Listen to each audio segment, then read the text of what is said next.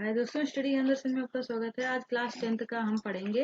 MCQ question है जो simple papers है, जो बहुत ही इंपॉर्टेंट है।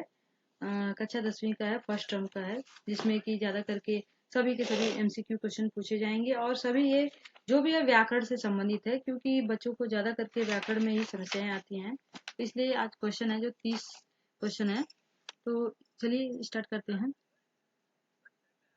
व्याकरण है, यहाँ पे कट गया है।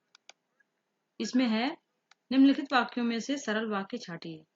सूर्योदय होने पर पक्षी बोलने लगे। इसमें से बताना कि सरल वाक्य कौन सा है। तो इसमें सरल वाक्य जो है वह सूर्योदय होने पर पक्षी बोलने लगे।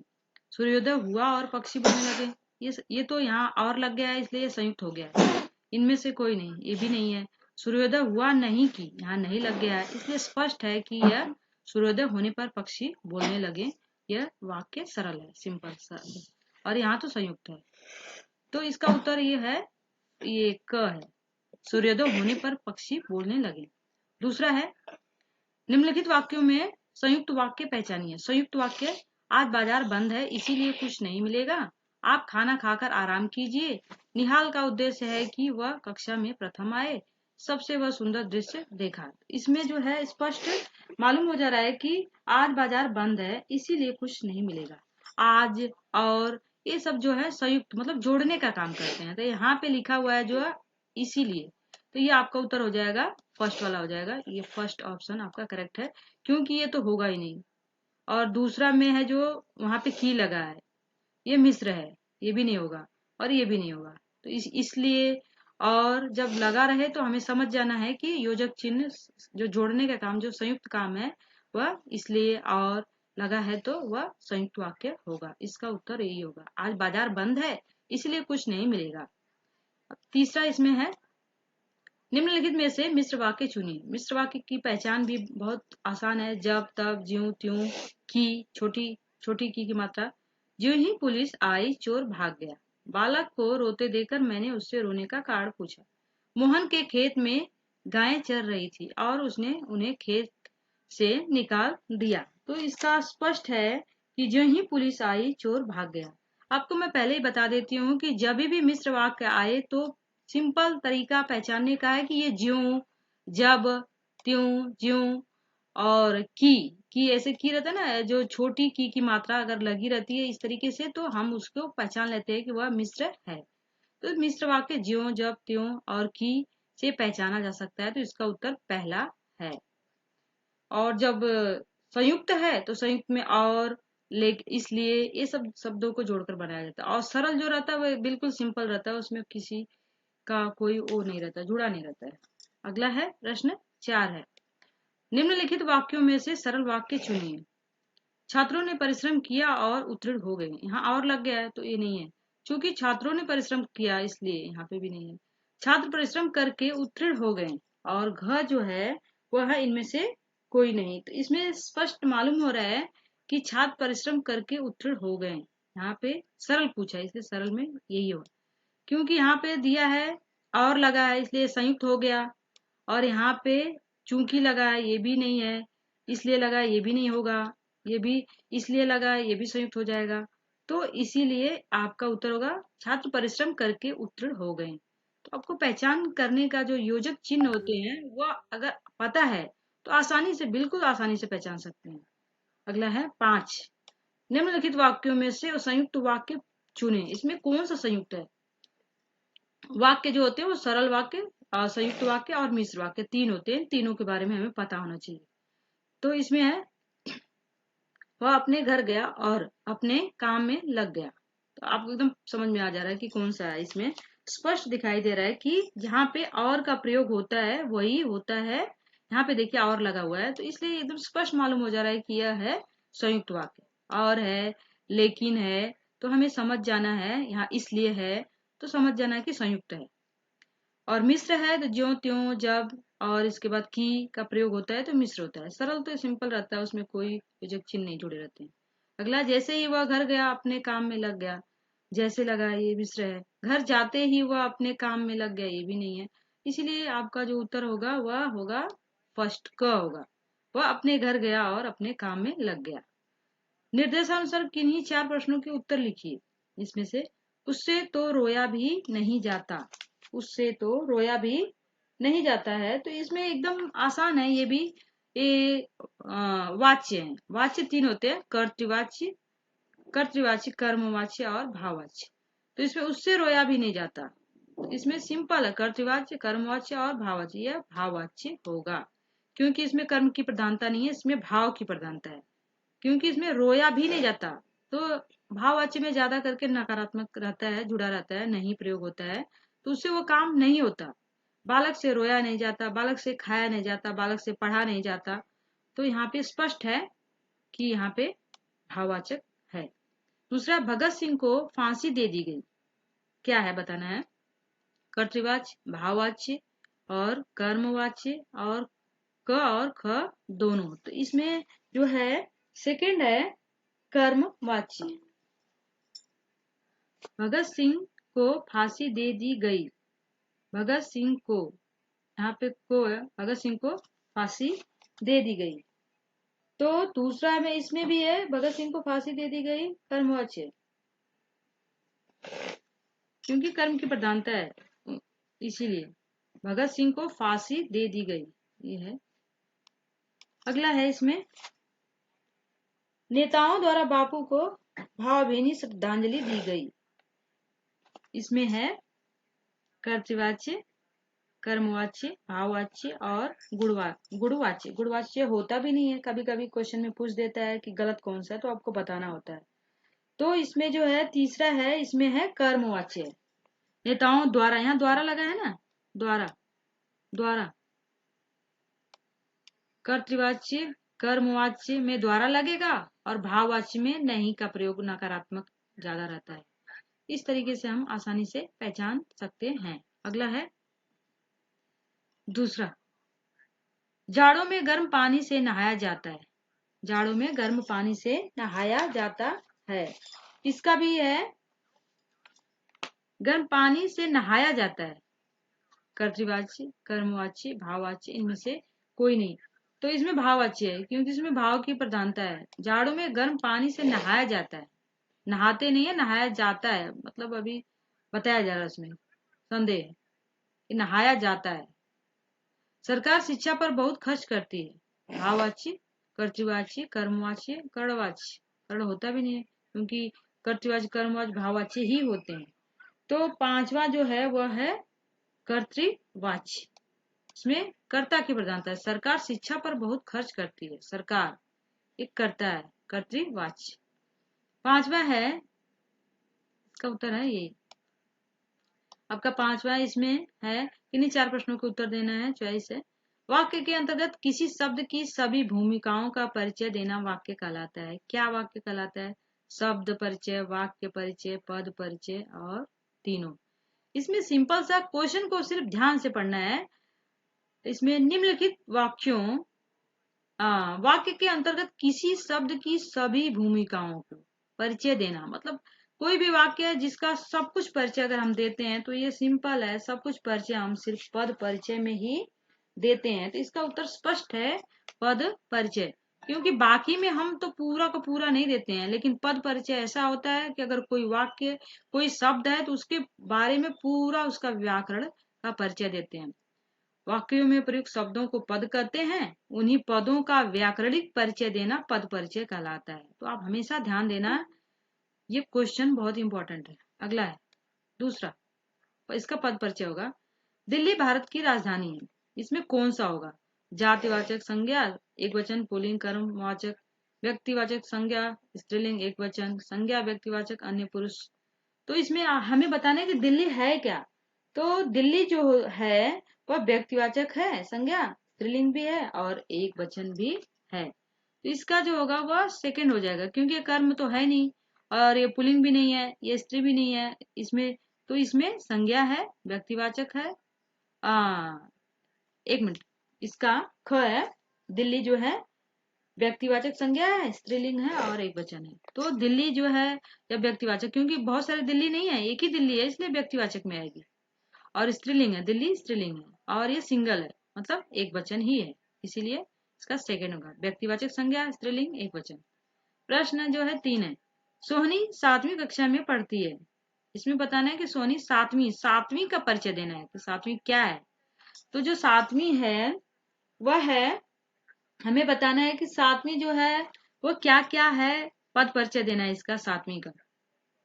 यह संख्यावाचक है, सही है, संख्या है, नंबर है, और यह क्रम सूचक भी है 7वीं, विशेषण भी है 7वीं। क्रम सूचक अभी मैं बताई ना, इसको क्रम भी बोलते हैं, इसको संख्या भी बोलते हैं, नंबर्स भी बोलते हैं। और 7वीं स्त्रीलिंग भी है, 7वीं एक वचन है और कक्षा विशेष्य है। इसीलिए जो हमारा उत्तर हो जाएगा वह इसमें तीसरा जो है इसमें बताया ना 7वीं, तो फर्स्ट हो जाएगा। 7वीं में फर्स्ट जो होगा वह करेक्ट होगा। यही है। क, वह कल आएगा। प्रश्न 4, वह कल आएगा। तो इसमें वह का सिर्फ पद परिचय देना है, ऐसा नहीं कि सबका देना है। तो वह क्या है, वह जो है वह क्या है उसको हमें बताना है। तो इसका जो हो जाएगा वह ख हो जाएगा। ख, ख है, ये है आपका उत्तर सही है। इसमें ये पुरुषवाचक वह है, सर्वनाम भी वह है, सर्वनाम है। और इसके बाद जो है अन्य पुरुष भी है, एक वचन सिंगल भी है, और वह पुल्लिंग है। और कर्ता भी वह, कर्ता की जगह पे वह का प्रयोग, सर्वनाम का प्रयोग किया जाता है ना, इसीलिए यह एक वचन है, पुल्लिंग है, कर्ता भी है, और सर्वनाम पुरुषवाचक है। तो इसीलिए उत्तर जो हो जाएगा वह सेकंड हो जाएगा। सेकंड, चौथा का जो है उत्तर है वह सेकंड हो जाएगा। अब इसके बाद हम 5वां पढ़ेंगे। 5वां में जो है वह इसमें बताना है, पूछा है कि यह पुस्तक किसकी है। तो यह का देना है आपको, यह का जवाब देना है। सार्वनामिक है, यह सर्वनामिक है, और विशेषण भी यह है, और एक वचन भी यह है, और स्त्रीलिंग भी है, और पुस्तक विशेष्य है। यहाँ पे पुस्तक जो है यह विशेष्य है, तो इसलिए यह जो होता है वह सार्वनामिक में ही आएगा, और ये विशेषण है, और एक वचन है, और स्त्रीलिंग है। अगला आपका है 6, निर्देशानुसार किन्हीं 4 प्रश्नों के उत्तर लिखिए।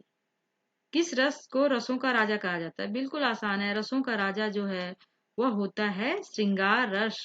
एकदम स्पष्ट है, श्रृंगार रस होता है। और ये सबसे पहले भी आता है। श्रृंगार रस के भी 2 होते हैं, एक संयोग श्रृंगार और वियोग। संयोग में प्रेमी प्रेमिका का मिलना, और जो वियोग में एक दूसरे का बिछुड़ना, अलग हो जाना। तो रसों का राजा जो होता है वह है श्रृंगार रस। छठा का जो है रसों का राजा है श्रृंगार रस। अगला है, रति किस रस का स्थायी भाव है? रति एकदम स्पष्ट है, रति जो है वह आपको पता है कि सबसे पहले आता है। रति श्रृंगार का है, और श्रृंगार के भी 2 होते हैं, संयोग और वियोग। तो हमेशा ध्यान देना है, रसों का राजा भी रति श्रृंगार को कहा जाता है, और जो श्रृंगार है वो प्रेमी संयोग और वियोग होता है। संयोग में मिलन होता है, और वियोग में बिछुड़ना होता है, ये ध्यान देना है। करुण मतलब दुख जहाँ होता है, हास्य मतलब जहाँ हंसी होती है, हास्य की बात होती है, हंसी की बात, जोक्स होता है। वात्सल्य मतलब जहाँ ममता, प्रेम, माँ का प्यार होता है। अगला है, विभत्स रस का स्थायी भाव इनमें से कौन सा है? विस्मय, भय, जुगुप्सा, क्रोध। तो इसमें तीसरा जो है वह है जुगुप्सा। विभत्स मतलब कि घृणा होता है, घृणा किसी मरी हुई चीज को देखकर, जहाँ पे बहुत घृणा आती है, कोई चीज सड़ गई है, गल गई है, तो उसको हम देखकर हमारे अंदर जो हमारा मन जो होता है वो खराब होता है, हमको घृणा आती है किसी चीज को देखकर। विभत्स, ध्यान देना है, किसी चीज पे भिनभिना रही है मक्खियां, जिसे हम देखकर घृणित हो जाते हैं, तो इस तरीके से ट्रिक से भी याद कर सकते हैं कि जुगुप्सा मतलब घृणा, इसको घृणा बोलते हैं। तो ये होगा आपका। अगला है, जहाँ ईश्वर प्रेम का भाव रस के अवयवों से परिपुष्ट होकर रस के रूप में परिणत होता है, वह कौन सा रस होता है? एकदम आसान है, ईश्वर की भक्ति जहाँ पे भी हो, जहाँ पे भी ईश्वर के भक्ति के बारे में बताई जाती है बात, और ईश्वर से संबंधित है, वहाँ एकदम सरल शब्दों में भक्ति रस होता है।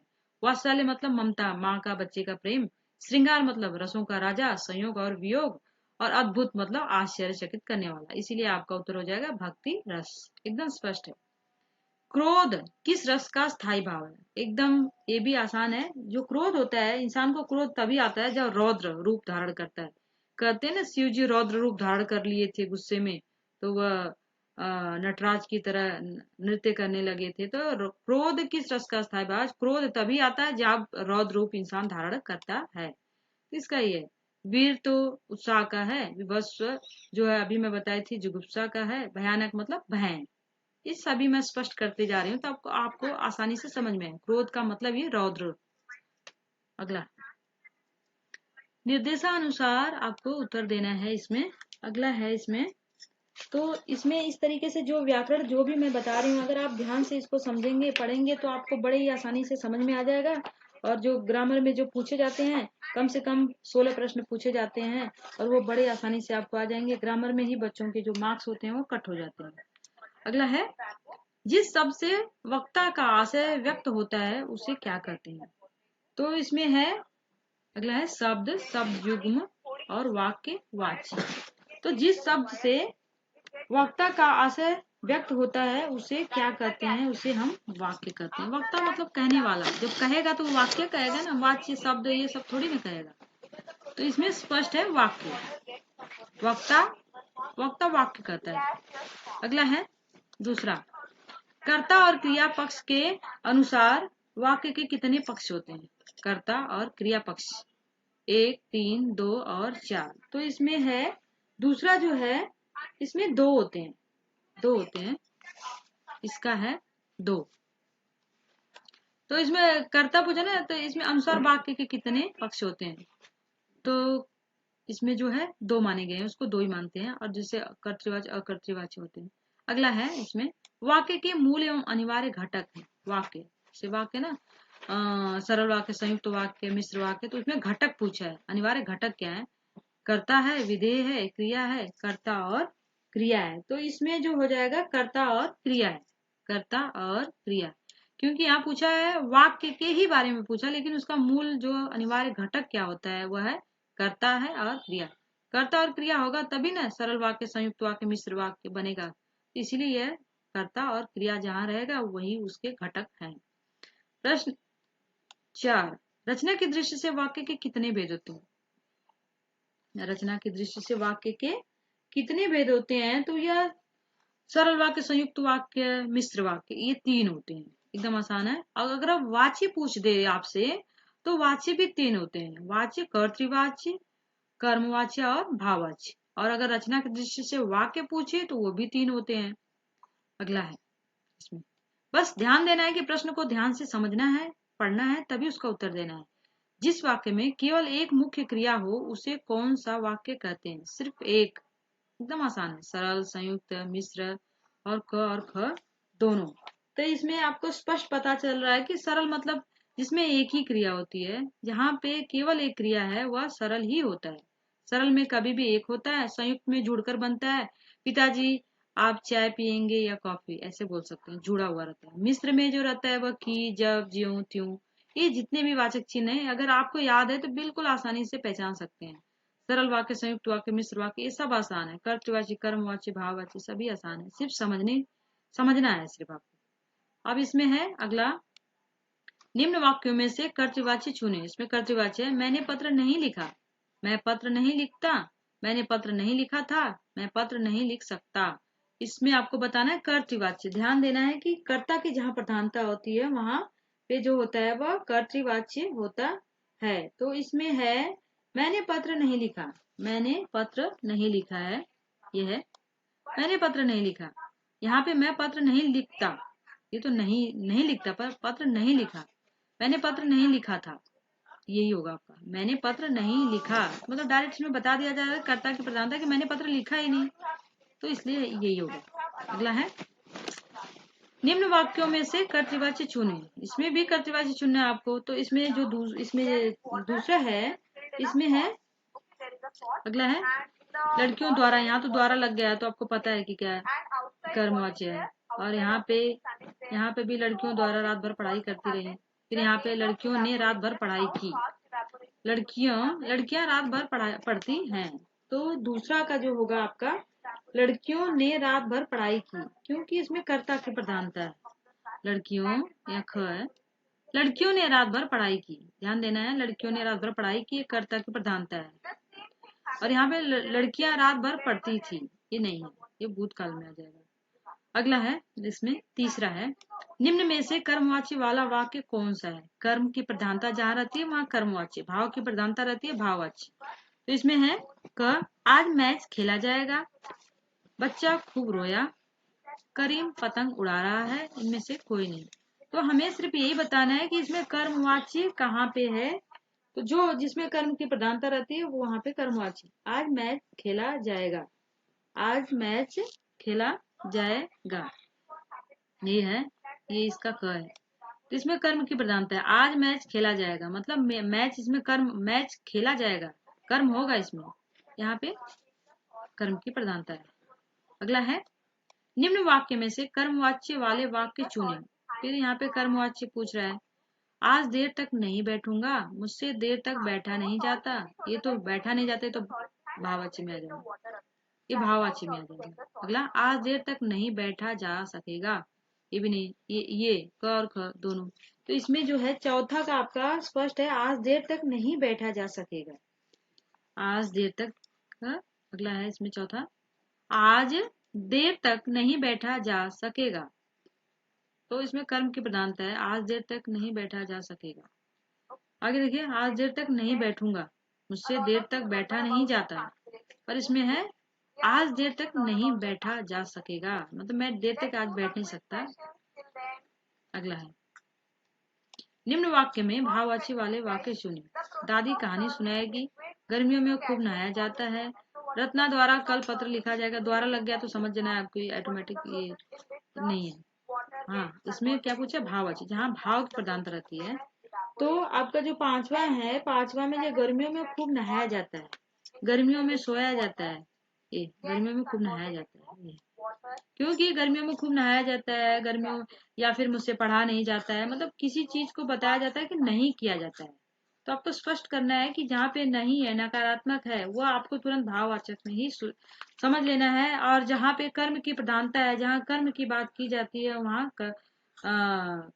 कर्मवाच्य होगा, और जहाँ पे कर्ता है वहां पे कर्तृवाच्य होता है। कर्तृवाच्य, कर्मवाच्य और भाववाच्य होते हैं, तीन होते हैं। तीनों की पहचान मैंने बता दिया। अगला है इसमें 5 है, सुनीता उस विद्यालय में पढ़ती है। ध्यान रहे, सुनीता उस विद्यालय में पढ़ती है, बिल्कुल आसान है। इसका जो होगा, जब भी कोई व्यक्ति है, कोई लड़की है, कोई लड़का है, तो वो व्यक्ति में ही आएगा। तो हमेशा ध्यान देना है कि ये संज्ञा है, संज्ञा है, और ये व्यक्तिवाचक भी है, और सुनीता स्त्रीलिंग भी है, सुनीता सिंगल है, एक वचन भी है, और सुनीता पढ़ रही है, क्रिया मतलब काम कर रही है। तो आपका ये फर्स्ट जो है सही है, सुनीता संज्ञा भी है, व्यक्तिवाचक भी है, सुनीता स्त्रीलिंग भी है, पुल्लिंग नहीं होगा कभी भी क्योंकि लड़की है ना, एक वचन सिंगल भी है। तो ये आपका उत्तर बिल्कुल करेक्ट है। अगला है दूसरा, हम बाजार जाएंगे, हम, सिर्फ हम बाजार जाएंगे, इसका आपको पद परिचय देना है। हमेशा ध्यान रहे, पद परिचय का मतलब व्याकरणिक परिचय, पूरा परिचय उसको देना कि हम में क्या क्या चीजें आती हैं। तो इसमें जो है हम में जो आएगा वह आएगा, हम जो है उत्तम पुरुष है, और हम जो है सर्वनाम भी है, हम वह, ये सब सर्वनाम होता है ना। और हम जो है, हम मतलब हम मतलब मैं मतलब एक हो गया, पर हम मतलब बहुत सारे लोग हैं, इसलिए ये बहुवचन में आएगा, ध्यान देना। और ये पुल्लिंग भी है। तो हम मतलब बहुत सारे लोग। अगर मैं बोला जाता है तब समझ लीजिए कि एक वचन है, लेकिन यहाँ पे हम बोला है मतलब बहुत लोग हैं। तो इसमें उत्तम पुरुष, सर्वनाम, बहुवचन, पुल्लिंग। तीसरा है, मेरा घर निकट ही है। इसमें बताना है कि मेरा घर निकट ही है। निकट मतलब किसी चीज को बताने, स्थानवाचक मतलब किसी स्थान के बारे में बताया जा रहा है ना, कि मेरा घर इतने पास में है, मेरा घर के स्थान जो है पास में है, स्थानवाचक हो जाएगा। क्रिया है, क्रिया विशेषण है, मेरा घर निकट ही है, उसके बाद क्रिया की विशेषता बता रहे हैं। आपका उत्तर ये हो जाएगा, क्योंकि यहाँ पे ये नहीं होगा क्रिया विशेषण स्थानवाचक कर्ता, यहाँ कर्ता है ही नहीं। आपको सिर्फ समझने से पहले ये समझना है कि तुरंत पकड़ना है कि यहाँ कर्ता तो है नहीं, निकट कर्ता नहीं है, फिर इसको तुरंत कट कर दीजिए, ये गलत है। दूसरा है क्रिया विशेषण कालवाचक, कालवाचक तो तब होता है ना जब भूतकाल या वर्तमान या कुछ पूछता है, ये भी नहीं है। यहाँ पे रीतिवाचक भी नहीं है, क्योंकि यहाँ कोई रीति या कुछ भी नहीं बताया जा रहा है, यहाँ सिर्फ निकटता की बात की जा रही है।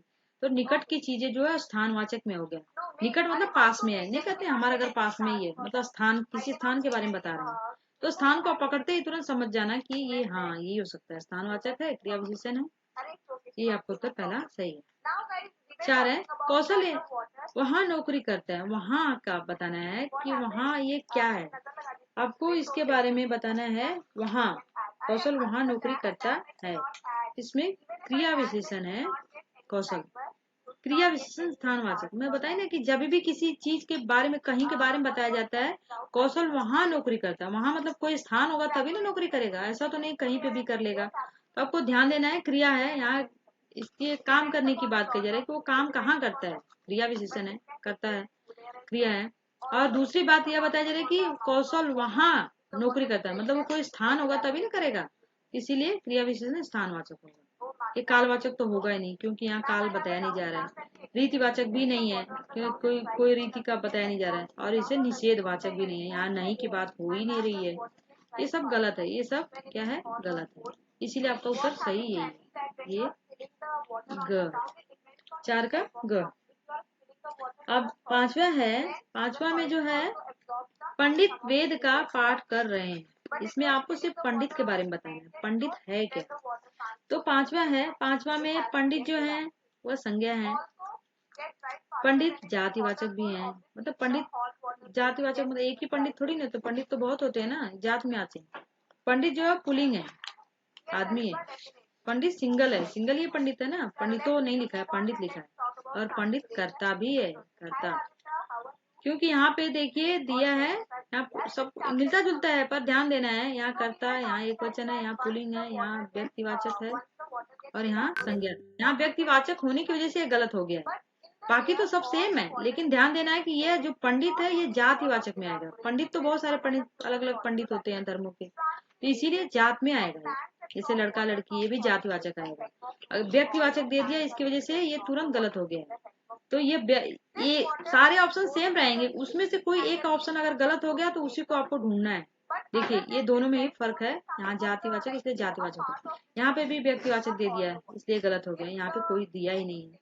तो बहुत ध्यान से आपको उत्तर देना है, सेम मिलते जुलते सब रहेंगे लेकिन उसी में से कोई एक जो रहेगा वो गलत रहेगा, उसी में आपको पकड़ना है। जब पढ़ते समय ध्यान देना है कि पंडित कभी भी व्यक्तिवाचक नहीं है। अगला है 6, प्रत्येक मनुष्य के चित्त में कितने स्थायी भाव स्थित रहते हैं, बिल्कुल सरल है, 5 है, 6 है, 7 है और 9 है। तो हर इंसान के अंदर जो होते हैं रस जो होते हैं वो 9 होते हैं, हमेशा हमेशा हमारे मन में हमारे भावों में स्थित रहते हैं, हमारे हृदय में स्थित रहते हैं, लेकिन वो 9 जो हैं वो हमें पता नहीं लगते हैं। जब कोई ऐसा मौका आता है तो अपने आप वो रस उभर कर सामने आ जाते हैं, जैसे अगर हम कभी जोक या कोई हंसी की बात करते हैं तो उसी समय हमें हंसी आती है तो वो हास्य रस हो गया। कभी हमें गुस्सा आ जाता है, क्रोध आता है, हमारे अंदर रौद्र रस, हमारे अंदर से तुरंत गुस्सा, आंखों से गुस्सा, आंखें लाल लाल हो जाती हैं तो वहाँ रौद्र आ जाएगा। और कभी हम बहुत जोश की बात करते हैं, देश के प्रति हम करते हैं तो वहाँ उत्साह आ जाएगा, वहाँ वीर हो जाएगा। तो जितने भी रस होते हैं, जैसे विभस्व, विभस्व मतलब घृणा, कहीं पे कुछ गंदगी चीज है उसको देख लेते हैं हमारा मन खराब हो जाता है तो वहाँ घृणा हो जाएगा। अद्भुत, कोई आश्चर्यचकित करने वाली चीज हम देखते हैं वहाँ अद्भुत होता है। तो इसलिए 9 रस जो होते हैं हमारे अंदर ही स्थित रहते हैं, लेकिन जब वो स्थिति आती है तो अपने आप वो उभर कर हमारे सामने आ जाते हैं। और संचारी भाव की संख्या भी पूछा गया है इसमें, तो आपका 9 होगा, 9 रस है जो हमारे अंदर स्थित है। दूसरा है संचारी भावों की संख्या कितनी मानी गई है, तो बिल्कुल आसान है, 20 है, 30 है, 35 है, 33 है। तो संचारी भावों की संख्या, इससे पहले भी बहुत बार ये क्वेश्चन पूछे जाते हैं, तो संचारी भावों की संख्या जो है 33 है, 33 है, 33 है, 33। अगला है जिसे देखकर मन में भाव जागृत होते हैं उन्हें क्या कहते हैं, ये भी उसी के बारे में रस से संबंधित पूछा गया कि अगर हम किसी को देखकर हमारे मन में जो भाव जगते हैं, जागृत होते हैं, तो उसको हम क्या कहते हैं, उसको हम अनुभव कहते हैं, उसको हम, ये है अनुभव। सिंपल सी बात है, भाव, यहाँ पे भाव है, भाव जागना, और अनुभव, यहाँ पे भी भाव है। जब हमारे मन में भाव जाग रहा है तो अनुभव हो रहा है, हमको कुछ पता लग रहा है, तब वो भाव जागृत होता है, उसे ही अनुभव कहते हैं। अगला, स्थायी भाव के भेद से रस कितने प्रकार के होते हैं, इसमें जो स्थायी भाव की संख्या होती है ये तो बिल्कुल आसान है, अभी मैं बताई थी, स्थायी भावों की संख्या जो होती है वह 9 होती है। आपको हमेशा ध्यान देना है, स्थायी भावों की संख्या जो होती है वह 9 मानी गई है, 9। और जो संचारी भाव की संख्या है वह 33 मानी गई है। ध्यान देना है, संचारी भाव जो होते हैं वो संचरण, जैसे पानी में बुलबुले की तरह वो आता जाता रहता है, तो उसकी संख्या 33 होती है। तो आपको 33 के बारे में कुछ नहीं पूछेगा, खाली इतना ही पूछ सकता है कि संचारी भावों की संख्या कितनी है, तो 33 बताएंगे, 33 है। और अगर पूछ देता है कि स्थायी भाव जो रस होते हैं उसके स्थायी भाव कितने होते हैं, तो आपको 9 दे देगा। कहीं कहीं पे 9, कहीं पे 10, कहीं पे 12 ऐसे पूछता है, तो आपको ध्यान देना है कि आपको 9 ही बताना है। तो इस तरीके से आपके सारे प्रश्न जो हो गए हैं वो पूरे हो गए हैं। बहुत ही इंपॉर्टेंट व्याकरण के प्रश्न है, अगर आप ध्यान से समझे होंगे तो समझ में आएगा। Thank you for the watching. Subscribe channel कीजिए।